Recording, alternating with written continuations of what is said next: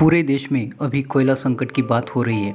ऐसे में सवाल यह है कि उस कोयले से बिजली बनती कैसे है और बिजली बनाने का प्रोसेस क्या है।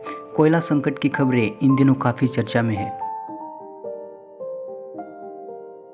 बताया जा रहा है कि कोयला कम होने की वजह से बिजली की भी कमी हो रही है।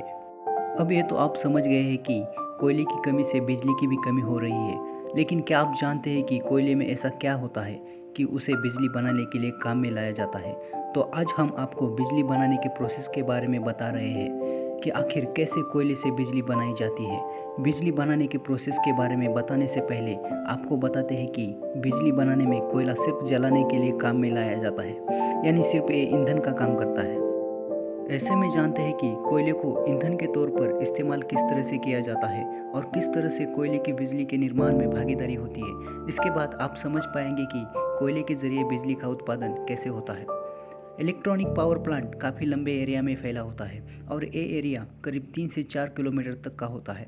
इसके बाद इसमें कई यूनिट होते हैं और हर यूनिट का अपना अपना काम होता है और इन यूनिट के जरिए होते हुए बिजली का उत्पादन होता है।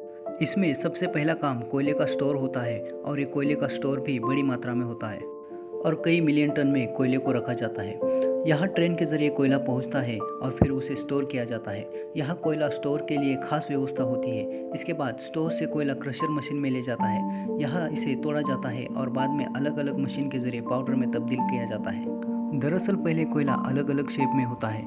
कोयलार्ड में रखा कोयला काफ़ी जगह घेरता है और यह प्लांट का बड़ा हिस्सा घेरता है। इसके बाद कोयले के पाउडर को खास तरीके से जलाया जाता है, जिसमें एयर ऐश अलग तरह से बनकर अलग हो जाती है। वही हीट के जरिए पानी को गर्म करके भाप बनाई जाती है। इस मशीन में पाइपों में पानी भरा होता है और स्टीम उन पाइपों के जरिए भाप बनाई जाती है। इसके अलावा कोयले की राख के लिए खास व्यवस्था होती है। वहीं कुछ धुआं को फिल्टर कर हवा में छोड़ दिया जाता है। कोयले को जलाकर तैयार की गई भाप को बिजली बनाने की प्रोसेस में इस्तेमाल किया जाता है।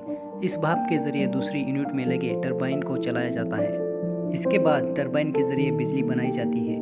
अगर टरबाइन की बात करें तो ये गोल पंखी की तरह होती है और प्रेशर स्टीव के जरिए टरबाइन को चलाया जाता है। इसके बाद टरबाइन के घूमने से चुंबक से बिजली बनाने के सिद्धांत के जरिए जनरेटर चलाया जाता है और इसके बाद चुंबक के बीच बिजली का तार घूमने से बिजली का उत्पादन होता है। बता दें कि फैराडे का विद्युत चुंबकीय प्रेरण के नियम के आधार पर काम किया जाता है। इसमें एक चुंबकीय क्षेत्र के जरिए एक तार को घुमाकर बिजली का उत्पादन होता है। इस दौरान टरबाइन पर खास प्रेशर का ध्यान रखा जाता है, जिसमें टरबाइन काफ़ी तेज घूमता है और इससे जुड़ा अल्टरनेटर भी तेज घूमता है और आसानी से बिजली बनने लगती है।